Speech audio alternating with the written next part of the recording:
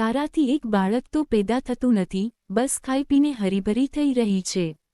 ક્યાં સુધી આમ ખાલી ખોળો લઈને ફરતી રહીશ વહુ? આ વાક્ય નહોતું, એક તીર હતું જે દરરોજ સવારે અવાજ કર્યા વગર અર્ચનાના છાતીમાં ખૂંપી જતું હતું. સાસુએ ચાનો કપ રાખતા જાણે સહજતાથી કહી દીધું, પણ વહુના હાથ ધ્રુજી ગયા. તેણે નજર નીચી કરી લીધી, જાણે જમીનમાં ક્યાંક જવાબ દટાયેલો હોય. લગ્નને 5 વર્ષ થઈ ગયા હતા. દરેક તહેવાર, દરેક સંબંધીની નજર, દરેક પડોશણનો ગણગણાટ, બધું જ એક જ સવાલ પર આવીને અટકી જતું. અને ઘરની અંદર તો જાણે અદાલત જ લાગેલી રહેતી. સાસુનો ચહેરો મેણા મારતી વખતે કઠોર થઈ જતો. અમારા સમયમાં તો અમે આટલી વાર નહોતી લગાડી. અમને બધાની વાતો સાંભળવા મળે છે. લાગે છે ભગવાને તારામાં કંઈક કમી રાખી દીધી છે. તે ચૂપ રહેતી, એટલા માટે નહીં કે તેને દર્દ નહોતું થતું, પણ એટલા માટે કે શબ્દો રડવા લાગતા હતા. રાત્રે રૂમમાં એકલી બેસીને તે પોતાના પેટ પર હાથ રાખતી, જાણે પોતાની જાતને ખાતરી આપી રહી હોય કે તે અધૂરી નથી. ડોક્ટરના રિપોર્ટ, દવાઓની ચબરખીઓ, દરેક મહિનાની આશા અને દરેક વખતનું તૂટવું. આ બધું તે એકલી જીવતી હતી. ક્યારેક તેને લાગતું કે શું માં બનવું એ જ સ્ત્રી હોવાનું પ્રમાણ છે? શું તેની હસી, તેનો પ્રેમ, તેનું સમર્પણ બધું વ્યર્થ છે? તે દિવસભર ઘર સંભાળતી, સાસુના મેણા સહન કરતી, પતિના ચહેરા પર છુપાયેલી લાચારી વાંચતી અને રાત્રે ઓશિકામાં મોઢું દબાવીને રડી લેતી. સૌથી વધુ પીડા તેને ત્યારે થતી જ્યારે સાસુ બીજાની સામે કહી દેતા, અમારી વહુથી તો ભગવાન પણ રૂઠેલા છે. તે પળે તેને લાગતું કે તેની ઓળખ માત્ર એક ખામીમાં સમેટાઈ ગઈ છે. પણ અંદર ક્યાંક એક અવાજ હતો જે ધીરે ધીરે તેને સંભાળી રહ્યો હતો. તે જાણતી હતી કે તેની પીડા સાચી છે અને તેનું દર્દ પણ. કદાચ એક દિવસ કોઈ તેને કહેશે કે તે વાંજણી નથી, માત્ર એક સ્ત્રી છે, સંપૂર્ણ સંવેદનશીલ અને સન્માનની હકદાર. ત્યાં જ નાની વહુ નિહારિકા ભજીયા લઈને આવી. તેણે જેવી પ્લેટ આગળ ધરી, પદ્માજીનો અવાજ કડવો થઈ ગયો. જો નાની વહુ, તું સમયસર ગોળી લેતી રહેજે. મોટી વહુ પહેલા પ્રેગ્નન્ટ થઈને મારા મોટા દીકરાને વધુ ડિપ્રેશનમાં ના નાખતી. નિહારિકા થંભી ગઈ. તેના હાથમાંથી પ્લેટ થોડી હલી ગઈ અને તેણે પોતાની જાતને સંભાળી લીધી. રૂમમાં અચાનક અજીબ શાંતિ છવાઈ ગઈ. તે નજર ઝુકાવીને ઊભી રહી, પણ તેની આંખો મોટી વહુ તરફ ગઈ. મોટી વહુનો ચહેરો સાવ સફેદ પડી ગયો હતો. એવું લાગ્યું જાણે કોઈએ તેની અંદરની છેલ્લી આશાને પણ શબ્દોથી કચડી નાખી હોય. સાસુની વાત માત્ર નિહારિકાને નહોતી કહેવામાં આવી, તે વાત અર્ચનાના અસ્તિત્વ પર એક બીજો ઘા હતો. અર્ચનાએ હળવેથી હોઠ દબાવી લીધા. તેને યાદ આવ્યું કે કેવી રીતે દર મહિને તે મંદિરે જઈને ચૂપચાપ દીવો પ્રગટાવતી હતી. કેવી રીતે ભગવાન પાસે કંઈક માંગતા પણ ડર લાગતો હતો કે રખીને લોકો એમ ના કહી દે કે હજુ પણ કેમ આશા રાખી બેઠી છે. નિહારિકા પ્લેટ રાખીને કંઈ પણ બોલ્યા વગર ચાલી ગઈ. તેના ડગલાં ભારે હતા. માં બનવાની શક્યતા પણ અહીં એક હથિયાર બની ગઈ હતી. મોટી વહુ ત્યાં જ બેસી રહી. તેના કાનમાં સાસુના શબ્દો ગુંજતા રહ્યા. પહેલા પ્રેગ્નન્ટ થઈને, તે પળે તેને અહેસાસ થયો કે આ ઘરમાં તેની પીડા માત્ર તેની નથી, તેને સરખામણી અને મેણાનું રૂપ આપી દેવામાં આવ્યું છે. તેની આંખોમાંથી એક આંસુ પડ્યું જે તેણે ઝડપથી લૂછી નાખ્યું. તે નહોતી ઈચ્છતી કે કોઈ તેને તૂટતી જુએ, પણ અંદરથી તે વિખેરાઈ ચૂકી હતી. તેને બસ એટલું જોઈતું હતું કે કોઈ એક વ્યક્તિ તેને પૂછી લે, તું ઠીક તો છે ને? પણ આ ઘરમાં સવાલો નહોતા, માત્ર ફેંસલા હતા. મોટી વહુ અર્ચનાના લગ્નને 6 વર્ષ થયા હતા અને નાની વહુના લગ્નને હજુ 4 મહિના જ થયા હતા. આ 4 મહિનામાં ઘરનું વાતાવરણ વધુ બોજીલ બની ગયું હતું. સવાર પડતા જ પદ્માજીની જીભ બંને વહુઓ વચ્ચે ઝેર ભેળવી દેતી. નાની વહુને તે દરરોજ યાદ અપાવતા, ધ્યાન રાખજે અત્યારે તારે પ્રેગ્નન્ટ નથી થવાનું. ઘરમાં પહેલેથી જ વાતાવરણ ખરાબ છે. અને પછી અટક્યા વગર તેમની નજર અર્ચના પર ટકી જતી. નસીબ તો જુઓ, 6 વર્ષ થઈ ગયા છતાં ખોળો ખાલી છે. અર્ચના રસોડામાં કામ કરતા બધું સાંભળતી રહેતી. શાક સુધારતા સુધારતા તેની આંગળીઓ અટકી જતી. તેને લાગતું જાણે દરેક શબ્દ તેની અંદર ઊંડે સુધી ખૂંપી રહ્યો છે. તે સમજી શકતી નહોતી કે તેની તકલીફ કોઈની સહાનુભૂતિ કેમ નથી બનતી, બસ મેણા બનીને કેમ પાછી આવે છે. નાની વહુ નિહારિકા પણ દરરોજ ડરના ઓછાયામાં જીવવા લાગી હતી. દવાની ગોળી હવે માત્ર દવા નહોતી રહી, તે એક ચેતવણી બની ગઈ હતી. તે અર્ચનાની આંખોમાં જોતી અને તેને અપરાધભાવ અનુભવાતો. જાણે તેની ઉંમર, તેના નવા લગ્ન બધું જ મોટી વહુના જખમ પર મીઠું બનીને પડી રહ્યું હોય. પદ્માજીને લાગતું હતું કે તેઓ ઘરનું સંતુલન જાળવી રહ્યા છે. તેમને જરાય અંદાજો નહોતો કે એક તરફ તેઓ અર્ચનાને દરરોજ થોડી થોડી તોડી રહ્યા છે અને બીજી તરફ નિહારિકાના મનમાં માં બનવાનો ડર ભરી રહ્યા છે. અર્ચના રાત્રે મોડે સુધી જાગતી રહેતી. તેને પોતાનું શરીર બોજ લાગવા માંડ્યું હતું, જાણે તેણે જ બધાને નિરાશ કર્યા હોય. તેને યાદ આવતું કે કેવી રીતે લગ્નના પહેલા વર્ષમાં સપના વણાયા હતા. કેવી રીતે દર વર્ષે આશા તૂટીને ચૂપચાપ સમેટાઈ જતી હતી.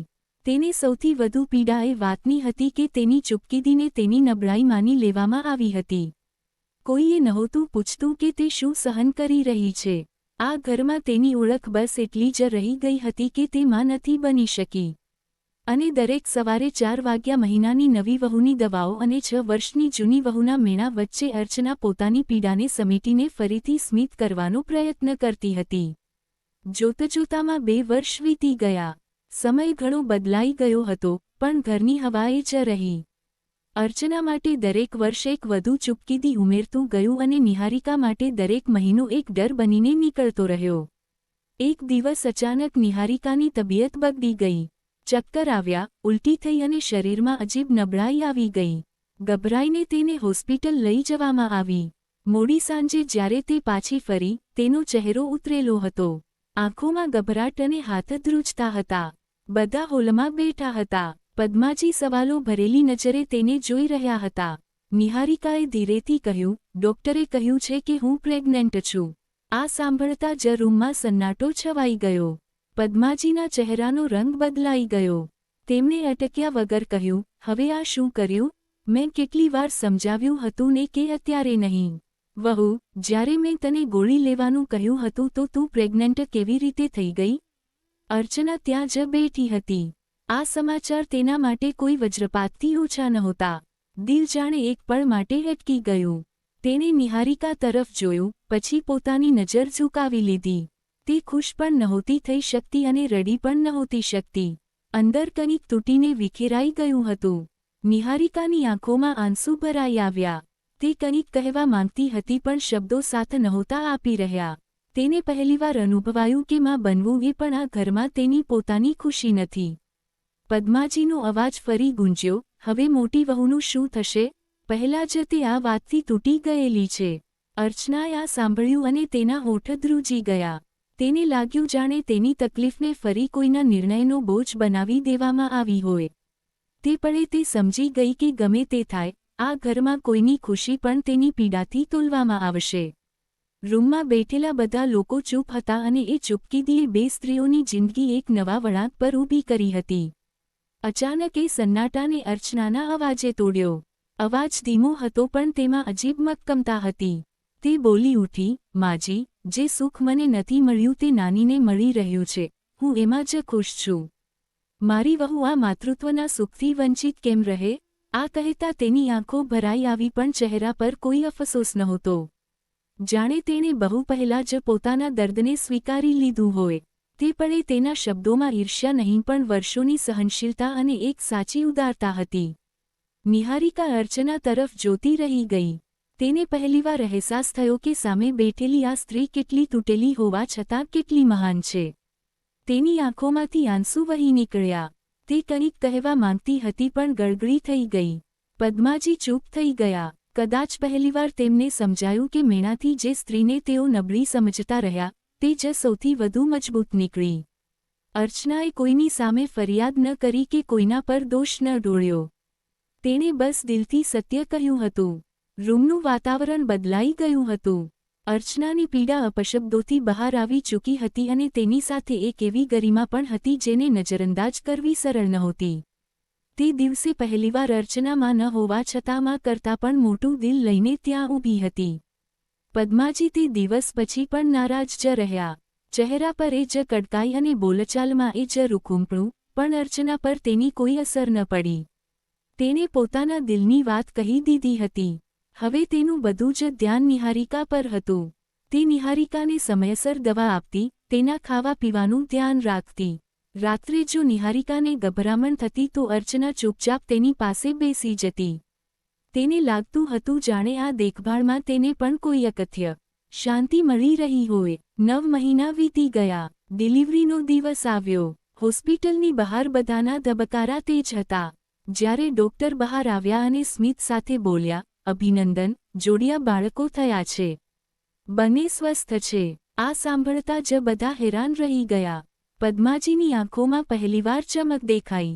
ઘરમાં ખુશીઓની લહેર દોડી ગઈ. થોડીવાર પછી નિહારિકા હોશમાં આવી. તેણે પાસે ઊભેલી અર્ચનાનો હાથ પકડી લીધો. તેની આંખોમાંથી આંસુ વહી રહ્યા હતા. તે ધીમા અવાજે બોલી, દીદી, તમે 9 મહિના માત્ર મને જ નથી સંભાળી, પણ મારા બાળકોને પણ જીવન આપ્યું છે. આ એક દીકરો તમારો છે, જેને તમે જન્મ નથી આપ્યો પણ માં બનીને પાળ્યો છે. અર્ચના સ્તબ્ધ રહી ગઈ. તેના હોઠ ધ્રુજવા લાગ્યા. તેણે બાળકને ખોળામાં લીધું તો જાણે તેનો ખાલી ખોળો ભરાઈ ગયો. એ નાના સ્પર્શમાં તેને વર્ષોની રાહ, પીડા અને ખાલીપો બધું જ મટતું અનુભવાયું. પદ્માજી આ બધું જોતા રહ્યા. તેમની આંખો ભીની હતી. કદાચ પહેલીવાર તેમને સમજાયું કે માતૃત્વ માત્ર જન્મ આપવાથી નહીં, પ્રેમ આપવાથી પૂર્ણ થાય છે. તે દિવસે અર્ચનાના ચહેરા પર જે શાંતિ હતી, તે કોઈ પણ મેણા કે સવાલથી પર હતી. તેણે માં બનવાનું સુખ મેળવી લીધું હતું, પોતાના ત્યાગ અને પોતાના મોટા દિલથી. અને એ ઘરમાં જ્યાં ક્યારેય મેણાની ગૂંજ હતી, હવે 2 બાળકોની કિલકારીઓ હતી.